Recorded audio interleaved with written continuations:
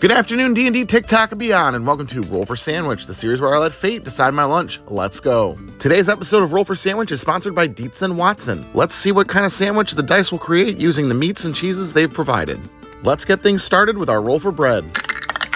2. Wheat bread. Did you know that commercially available pre-sliced bread is less than 100 years old? It was invented in 1928.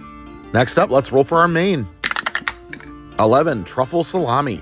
These truffle salami medallions are packaged more as a snack food, but they'll work perfectly well on our sandwich. Definitely starting out with rich flavors here, with the savory umami of the truffle and the salty richness of the salami. Let's see what kind of cheese we'll pair with it.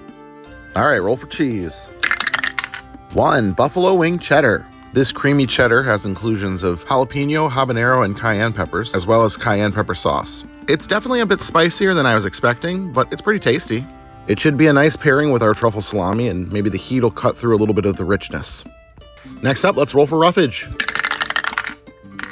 4. Chives and 7. Mint. Well, it's finally that time of the year where I get to harvest some of the stuff from my garden, including these chives. They'll add a nice light oniony flavor, which might get overshadowed by the other strong flavors, but we'll see. The mint is also from my garden. Fresh mint isn't nearly as intense as like mint candy, but I'm still a little unsure about this one. All right, next up, let's roll wild magic.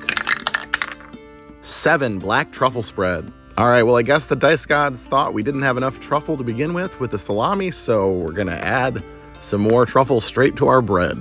Truffle is a pretty strong flavor, so this may dominate. All right, and last but not least, it's the D20 sauce roll. 13. Hoagie dressing. This classic hoagie or submarine sandwich sauce is olive oil and red wine vinegar, along with herbs and spices. It's a perfect pairing for salami, and the acid from the vinegar will be welcome to cut through some of these rich flavors. All right, let's go ahead and get our sandwich closed up here. Get our toothpicks in to hold it together, and let's watch our sandwich undergo mitosis. Let's take a look at that cross-section. That looks pretty good. Well, this is a pretty tame one today. A lot of rich flavors, but nothing too crazy out of the ordinary. Let's go ahead and give it a taste. Oh yeah, well, that's definitely a lot of truffle flavor, but the spiciness of that cheese helps. Those are the two dominant flavors here. I can't say I'm really tasting the mint at all. I'm getting it occasionally as more of like an aromatic. Yeah, this is not a bad sandwich. Were I to make it again, I might ease off of the truffle flavor just a little, but it's definitely not the worst lunch I've had on this show. I think I'm gonna go ahead and give this one an 8.9, and I'm gonna call it the double truffle. I hope you all have an amazing day, and I'll see you next time on Roll for Sandwich.